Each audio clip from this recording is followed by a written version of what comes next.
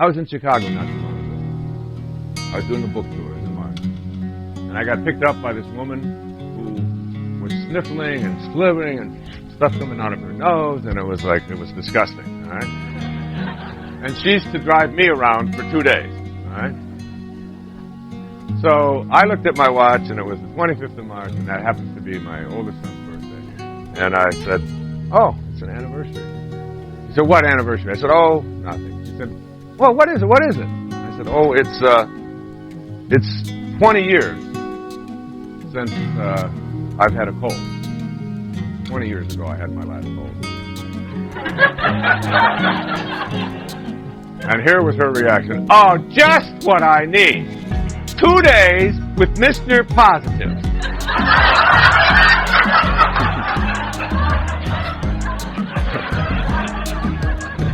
He's going to tell me that all you have to do is think good thoughts and you don't have to get cold. And sure enough, I have to spend my 2 days with you. And I said what I'm trained to say in moments like that. What do you think? She said, I think colds are viruses. And they're in the air. And they land on us, and every once in a while, we're going to get a cold. And we don't need people like you to write books and come around and tell us to feel guilty every time we get a cold. I said, and what has been your experience over the last 20 years? She said, well, I get a cold every once in a while. I said, well, we are in total harmony in this car. She said, what do you mean? I said, well, you believe that you should get a cold every once in a while, and you do. I believe you should never get a cold, and I don't. Where is the problem?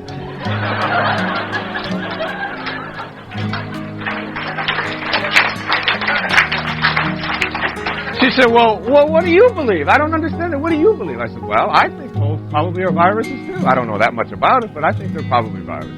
And they land on us, and we have an immune system. And when that virus like that lands on my immune system, I talk to it.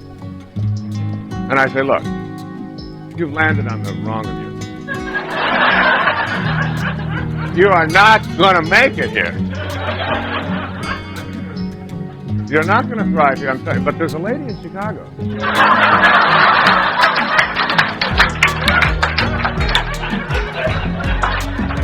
Who's waiting for you.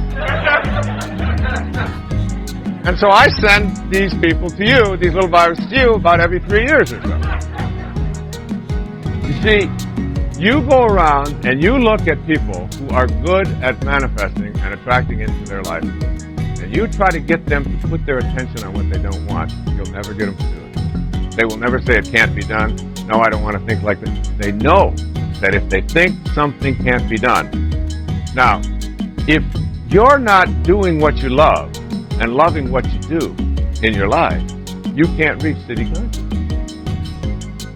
Because unconditional love is one of the elements of this highest state of awareness. Now, for those of you who aren't able to do what you love, ask yourself why I am not able to do what I love or live the life I love. And what you will find is you will come up with reasons why you can't do it. And you will put your attention on those reasons. I got a mortgage. I've got all these responsibilities. I'm already stuck over here. I've been here for a long time. I can't make this change. I can't do these kinds of things. And instantly your attention shifts off of living the life that you love onto all the reasons why you can't. And all the reasons why you can't. So I would suggest to you that what you do is you shift out of that tribal consciousness. See your life as like a boat heading up the river at 40 knots. And you're standing on the stern and you're looking down into the water and you see there in this metaphor the wake. And ask yourself these three questions. First of all, number one, what is the wake? The wake is a trail that is left behind. That's all it is. Just a trail that is left behind. Second question to ask, what's driving the boat? What's making my life go this way? Answer, the present moment energy being generated by the engine, and nothing more is what's making this boat go. That is how I am processing these moments, these experiences, now, and nothing more is what's making my life so easy. And the third and most important question to ask yourself, is it possible for the wake to drive the boat? Can a trail that is left behind make a boat go? Answer, it's an illusion. Everything that's back there is just a trail. And it's all the tribal stuff and all the beliefs and all the things that you've been told that are back there. And if you use it to keep you from being able to manifest and attract into your life what you want, you're just living the illusion. Get out of the wake. And as you get out of the wake, understand that within you, you have the power to always put your attention on what you want. It's a new way of thinking. Catch yourself in every moment that you have your attention on what you don't want. You're going through a struggle, a tough divorce. I am only going to put my attention on being happy. And every time I have an inclination to put my thoughts somewhere else, I'm going to bring my thoughts to what it is that I want. With passion, and I will attract it into my life. And you can do that with healing. You can do that with making the job promotion that you want, creating the kind of relationship that you want, and manifesting anything you want.